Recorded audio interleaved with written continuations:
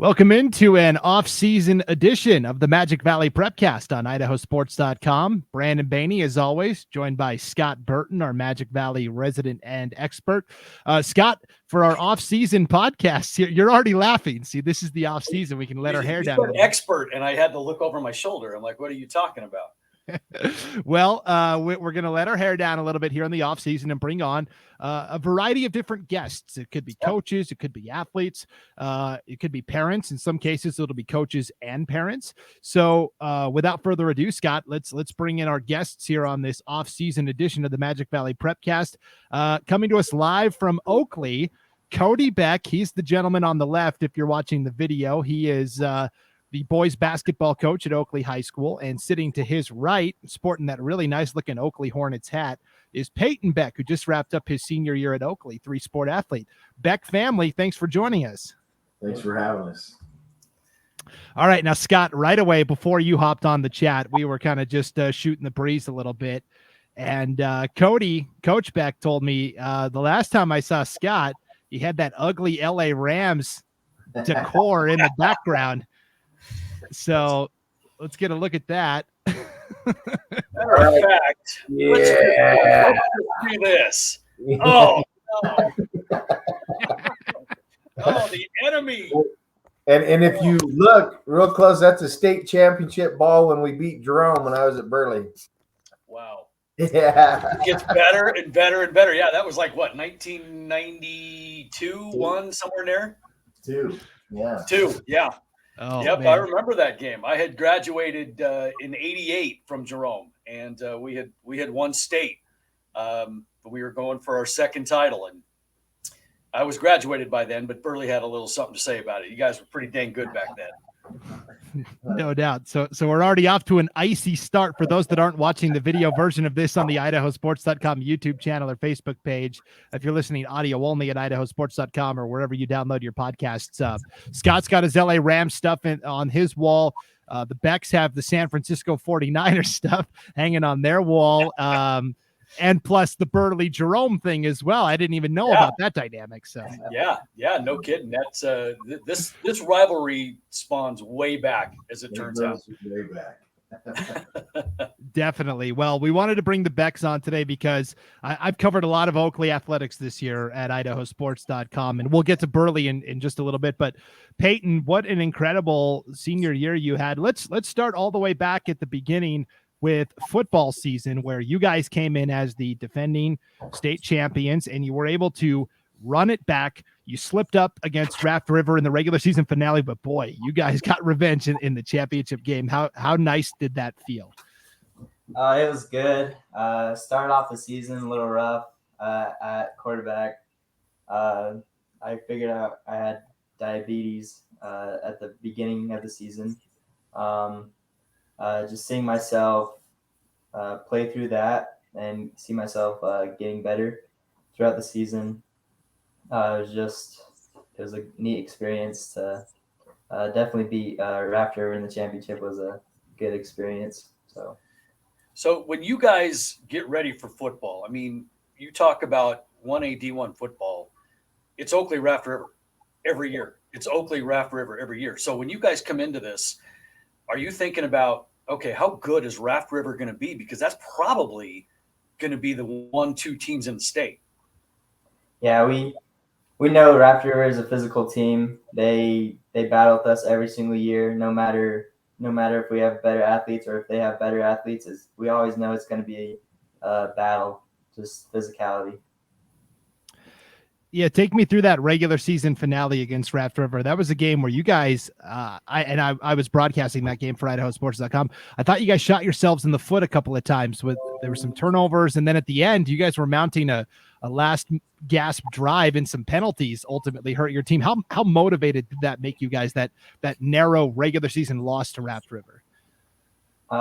We really didn't like that questionable call at the end with holding, but that left a bad taste in our mouth for the state championship. The weather was pretty crappy, so for me it was pretty hard to throw, and we just started off really bad. Like Raptor came out, returned a punt on us, that like we shot ourselves in the foot. And we just knew if we just played our football, we could get back into this game. And that second half, we started off playing Oakley football again, but just came up short at the last. I think what was really fun to watch about you guys was we think 8-man football and we think, all right, ground and pound. We're just going to run the ball down the other team's throat. And you guys really had a diverse passing attack to where a 40, 50-yard pass was not uncommon to see you uncork. How much did that help you as a team to know that, hey, we can run the ball and pound and ground like everybody else, but we can also take the top off the defense if we need to? Yeah, our coaches said I would hate playing against Oakley because we can run the ball whenever we want and we can pass whenever we want. Just having that versatility is like one of the best, like one of the reasons why we were so good. Pass and run, it's hard to stop an 8-man. So what is the secret to winning 8-man football versus 11-man football? Because, you know, you grow up watching 40 whiners and it's 11 man. But that's what we grow up with. We grow up with 11-man football, and having to make that adjustment to 8-man football to play is different, because you're watching a completely different game when you're watching college and pro and even bigger high school. So what is the difference to get ready to play 8-man football versus 11? I actually had the opportunity playing the Shrine game, which was 11-man. They didn't have enough kids. So being the quarterback from 8-man to 11-man was just way different. There just seems like there's so many more people on the field, so much more to read. Like 8-man, there's so much open field. The team, my dad's always told me the team with the fastest kids in 8-man win, because there's so much ground to carry up. So that's what I think the difference is. Just you got to make up all that space with speed. Yep. Yeah, tell us a little bit about that Shrine game. Was it just Magic Valley? Was it kids from all sorts of schools? What was that experience like? Yeah, District 4. We got to play with Raft River, Burley. Like we played against Jerome. We had Declo on our team, so it was just good meeting up with all those kids, just having fun. Nothing too serious, just playing football. So it was good. Yeah, and we talk about the rivalry right between Oakley and Raft River, and you guys are fierce rivals. But I get the sense that there's also almost a sense of a bond of camaraderie and respect. I saw it at state basketball where the girls were playing, and Oakley was there. You and some of the other boys from Oakley were there cheering, not just the Oakley girls, but the Raft River girls as they were playing as well. Yeah. We've always grown up playing against each other, so we've just developed a friendship, I guess. They're nice kids down there. They're nice to us, we're nice to them, but when it comes to sports, that's when we just that friendship goes away for a little bit. You know, we talked a few times on podcasts earlier this year about, and at least from my perspective, how much I look at communities like Oakley and Raft River, and I end up saying the same thing about both of them. It's almost like they are the last Americana in Idaho or in the United States, whatever, because it's the hardworking country kids that the easiest thing that they're going to do all day is go to practice. You know what I'm saying? Is that kind of how you would describe your community? Yeah. Most of our kids are very, they're always working. So just having that time to go have fun with your friends at practice just makes your day better, I would think. Yeah.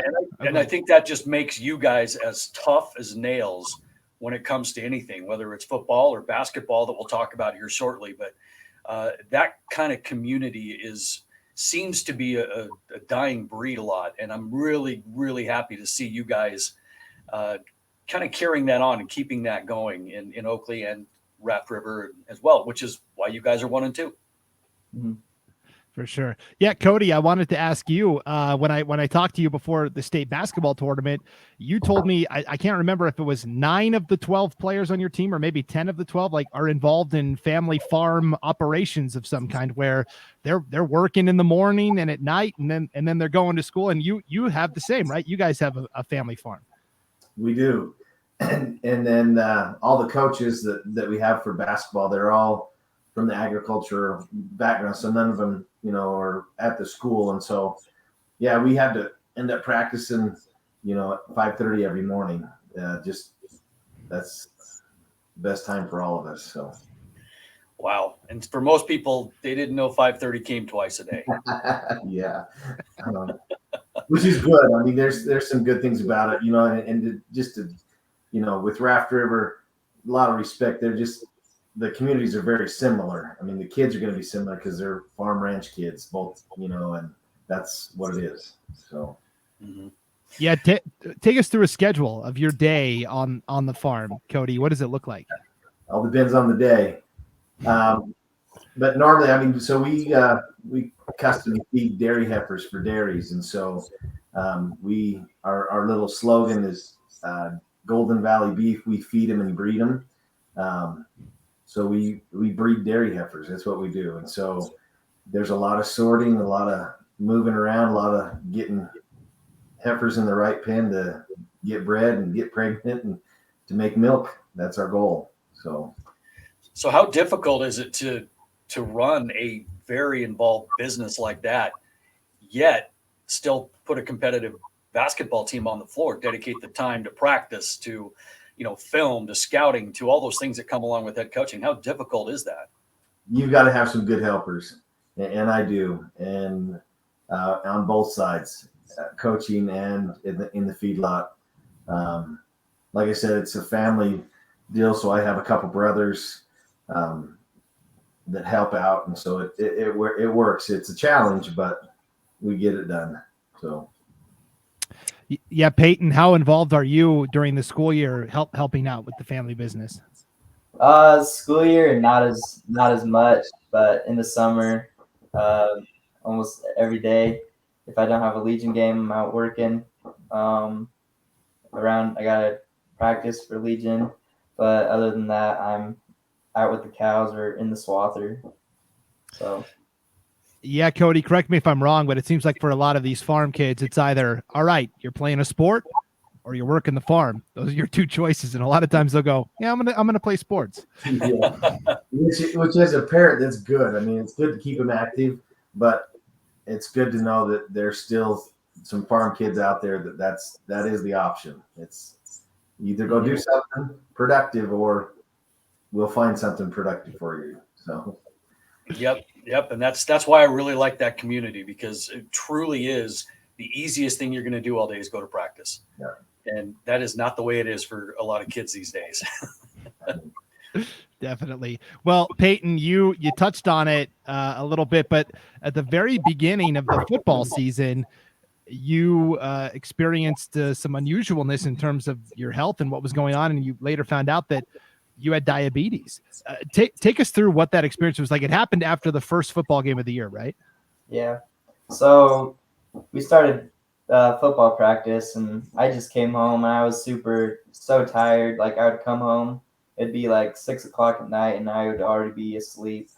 And during school, I always had to use the bathroom so many times. Like, it wasn't normal how many times I was going. And it was the first game in Lapway. I usually wasn't really a turnover-prone quarterback, and the first game against Lapway, I threw like 3 interceptions, and I just felt like throwing up the entire game. And I think after that, we went to go eat at the Habit Grill, and I was walking, and I found this bush, and I just threw up everywhere. And I told my parents, I was like, I don't think I'm right. Something's wrong with me. And my mom, she's also a type 1 diabetic, so I had all the symptoms for that. So she's like, let's go get you checked out at my doctor. So we went, and that's when we found out I was diagnosed with type 1 diabetes. Wow. So at that point, what had to change for you immediately? Definitely my diet. I I've loved like Mountain Dew. I've been a good like pop drinker. Um, just being responsible for taking care of myself. Um, you really can't have a lot of carbs. You have to die down on your carbs intake.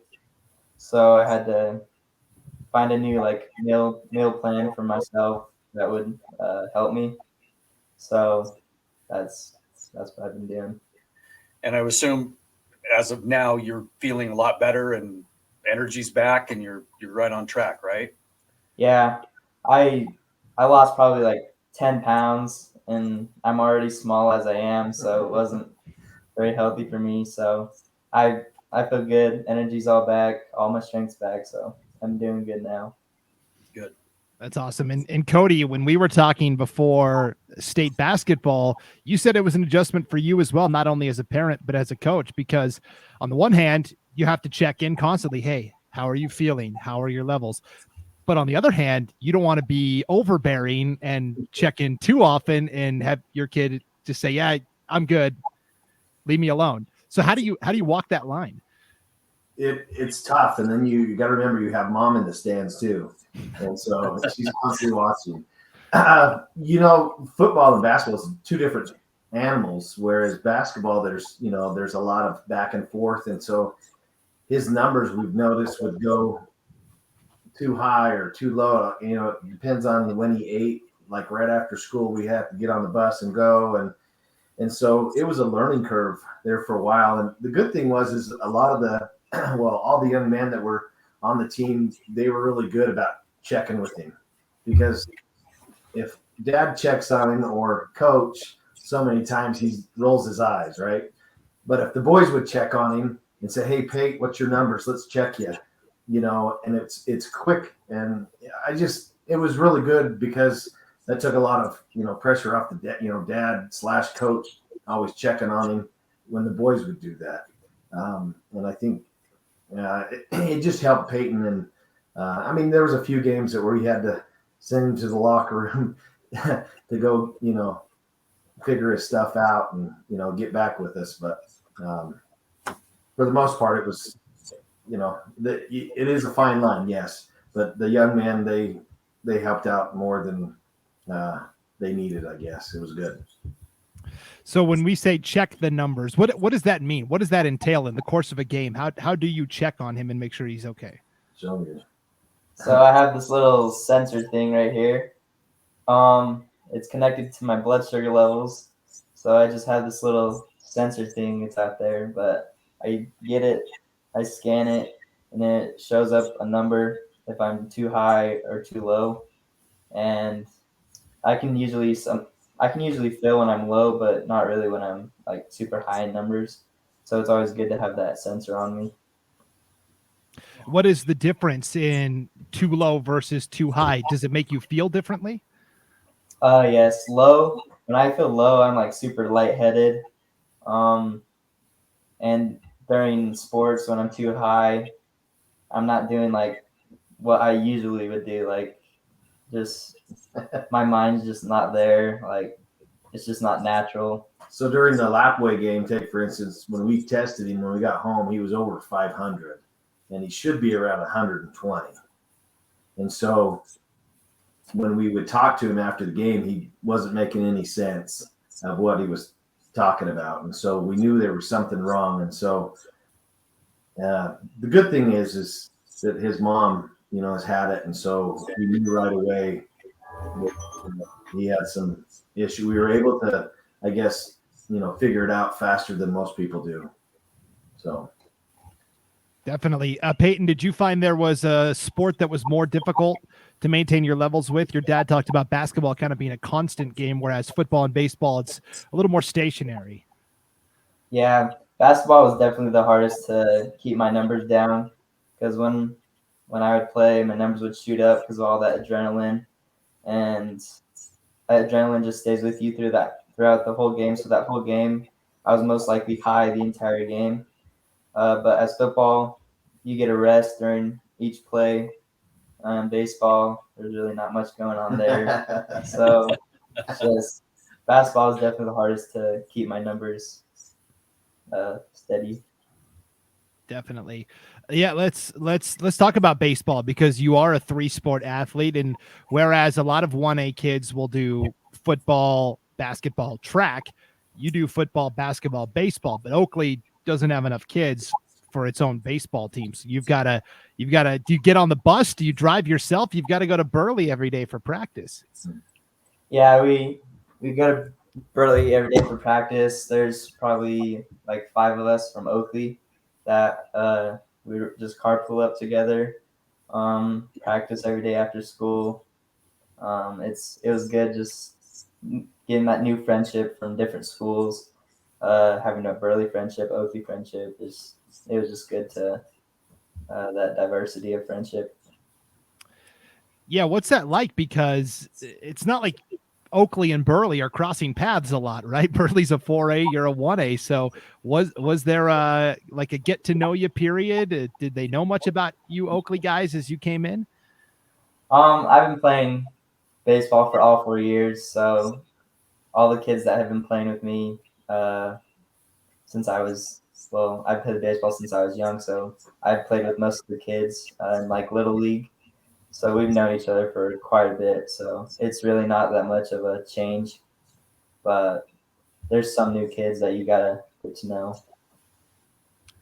So even at the Little League level, Oakley is playing in Burley. Yeah. Okay. Well, it makes it easier. So do you guys have like some sort of initiation with the Burley people? Were they nice to you? Yeah, they accepted us pretty well. Well, that's good, because they're rivals of ours here in Jerome, you know. But there's a lot of good people there, and that's a really good community you guys got going on over there with the Burley and all the small schools. But it was good to see you guys being able to play with Burley. You know, I watched you guys play this year, and you guys had a really good year. I mean, you got some good players over there. Yeah. I bet Burley was like, how come we couldn't use you for football and basketball as well, right? Yeah, they always have to tease about basketball and football. The coaches, they're good. So Definitely. Well, of the 3 sports, Payton, do you have a favorite between football, basketball, and baseball? I've always been a big fan of basketball. Just growing up, it's always been my favorite. I've played for my whole life, and it's just always been my favorite out of the 3. So then who's your favorite baseball team? The New York Yankees. Oh, what an unfortunate choice. Well, yeah, you're talking to a Red Sox guy here.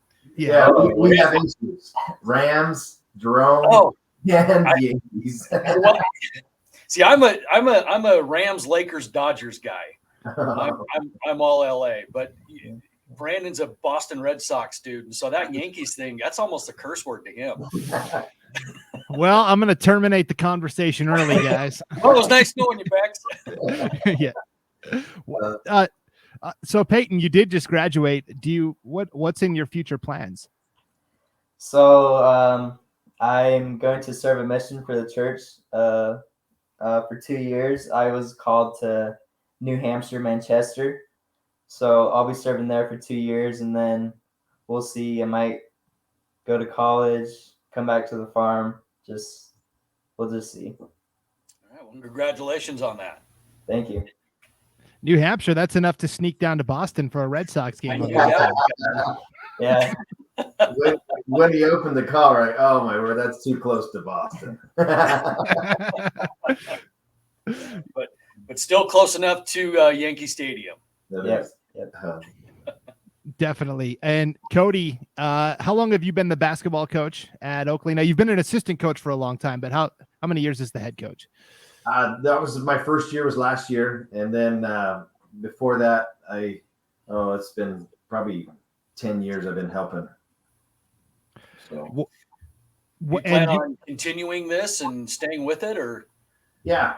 We just actually we finished this morning our little what do you call it, like the varsity camp. This weekend we're going to the Buell basketball tournament. So yeah, we're there for a little bit, and we'll see how it goes. And there's some younger Becks on the way as well. Are they cousins or siblings? The girls are siblings, but the other ones are cousins. Yeah. Cousins. Okay. You always have to check in those 1A towns because it's all. So who else is in your family, Payton, that we should be keeping an eye on from Oakley? There's Cambry. She's a junior this year. She's been playing softball for Burley. And she plays basketball and volleyball, I think. So, and then I have my youngest sister. She's a freshman this year. So she plays those same sports too, volleyball, basketball, and softball for Burley. So, yep. Wow. So we're not done hearing the Beck name for quite a while. We'll do another podcast down the road, 3-4 years from now, still talking about the Becks. Hopefully. Yeah, that's the plan, right? Definitely. Well, thank you so much for coming on and talking to us a little bit here on our off-season podcast. As I got to watch you, both of you, from afar this year, I was like, I want to talk to these guys more and get to know them. And it's been really fun to watch you compete, Payton, over your 3 sports. And it was a lot of fun watching you guys at state basketball as well. You know, you guys defended the heck out of the basketball. You guys were tough and nasty. And that I can't remember if it was a loser out game or if it was the opening round game, but Payton, you had a shot at a 3 that would have won it, and it just shot it long, and your rebounder was out of position. But man, that was a fun game as well, even though you guys came up a little bit short. Yep. Yeah, you gotta learn how to put the ball in the hole to win those games. I think as I was talking to you, Kody, prior to state, I think you told me about 10 different times, we just got to get better at putting the orange thing in the orange thing, the ball into the rim. That's correct. Yep. All right. Well, Kody Beck, head boys basketball coach at Oakley High School and father to Payton Beck, 3-sport standout: football, basketball, and baseball. Thanks so much for joining us and taking some time out of that farm schedule in the middle of the day to talk to us as well. We really appreciate it. Yeah, appreciate it. For having us. Thank you. Absolutely. All right. Take care, guys. Thank you too. Mm-hmm. All right, Scott, there you have it. The Becks from Oakley. Yeah. What a cool family, huh? Yeah. Well, I mean, this is a cool idea, to have people on that can kind of tell us a little bit more detail about their story, their journey, their community, those kinds of things, especially, since that particular name has been, my goodness, thrown around sports for all year long, and all the success that they've had over there. So it's really nice to kind of put, we talk about these people, but it's nice to put a face and a voice to all the stories that we're doing. And, those are some good people there. Yeah. What a fun journey it's been to watch those guys all year long. And this is just one of many. We're going to have a lot of these off-season type interviews throughout the summer here on the Magic Valley Prepcast. So you'll just have to stay tuned. We're going to try and put one out every single week, Scott. So no rest for the weary. All right. That's right. We'll stay at it all summer long. All right. Sounds good. Well, thanks for tuning into the Magic Valley Prepcast. For Scott Burton, I'm Brandon Baney. We'll see you next time on IdahoSports.com.